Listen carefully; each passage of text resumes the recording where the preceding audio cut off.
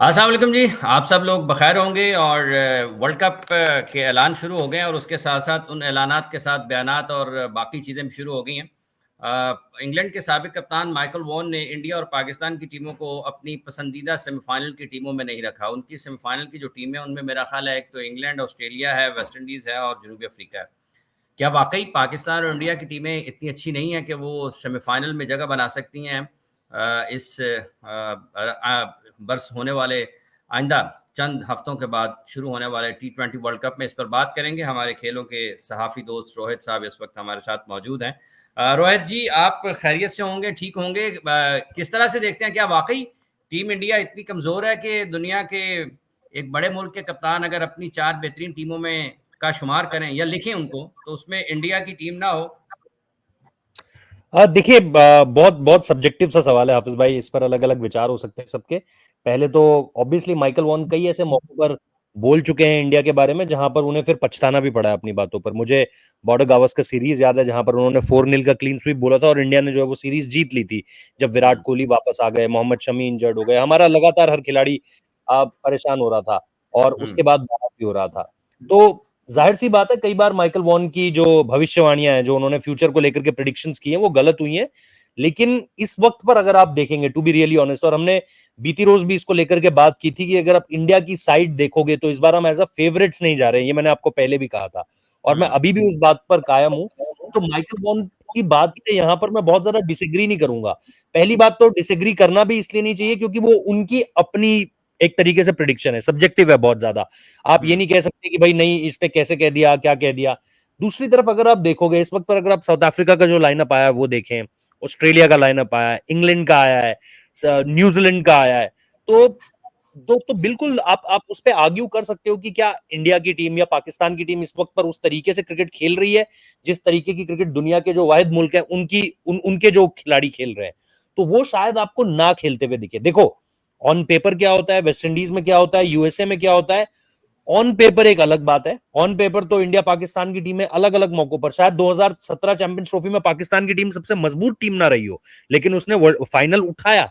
शायद उस मैच के हुँ, शुरुआत से पहले everyone was cheering for India कि यार इंडिया ले जाएगा, इंडिया जीत जाएगा, इंडिया जीत जाएगा।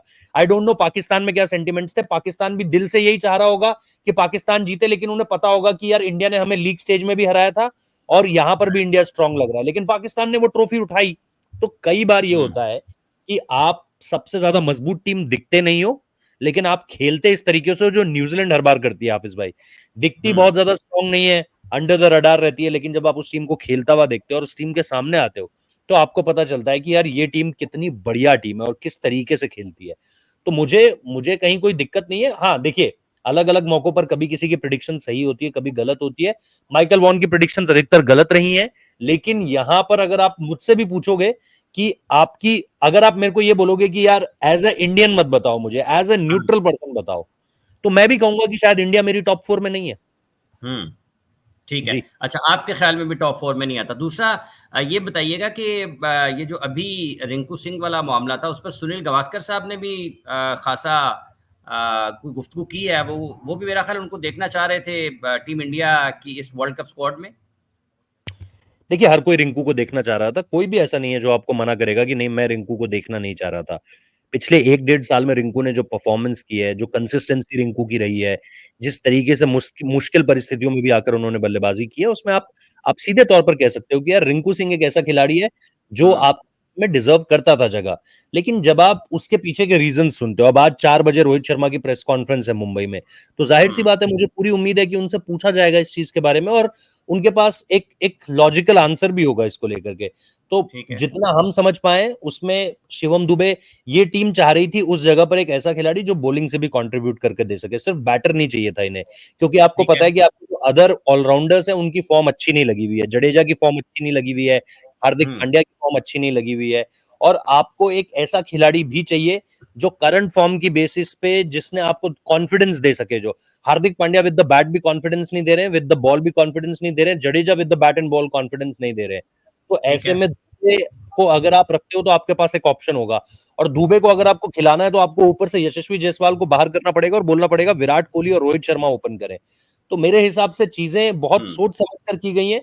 आज जैसा मैंने कहा ऑफिशियल तौर पर एक इंडियन टीम का स्टेटमेंट इसको लेकर के जब रोहित शर्मा या अजीत अगरकर इस पर जवाब देंगे तो आपके सामने होगा। तो मुझे लगता है कि चाहता हर कोई था, हम भी चाहते थे, हमसे भी अगर आप एज अ फैन पूछोगे हम भी चाहते थे रिंकू को होना चाहिए, बट टीम के बैलेंस के लिहाज से आपको आपको लॉजिकल लग रही है ये चीज कि रिंकू क्यों बाहर हुए हैं। ठीक है, अभी कल एक खबर बड़ी सामने आई चैंपियंस ट्रॉफी के प्रपोजल के हवाले से कि पाकिस्तान होस्ट कर रहा है आइंदा बरस उसको, और भारतीय टीम को एक ही शहर तक उसकी जो क़याम है उसको रखने की एक आप ही तजवीज़ की खबर है। आईसीसी को दी गई थी। इंडिया में कुछ इस हवाले से मीडिया में कुछ चीज़ें डिस्कस हुई हैं, ज़ेर बहस हुई हैं? देखिए इंडिया का मीडिया जो है वो एक ही बात बोल रहा है और वो एक ही जगह पर अड़े हुए हैं कि भाई इंडिया तो पाकिस्तान जाएगा ही नहीं, इंडिया तो पाकिस्तान जाएगा ही नहीं, इंडिया तो हुँ, पाकिस्तान जाएगा ही नहीं।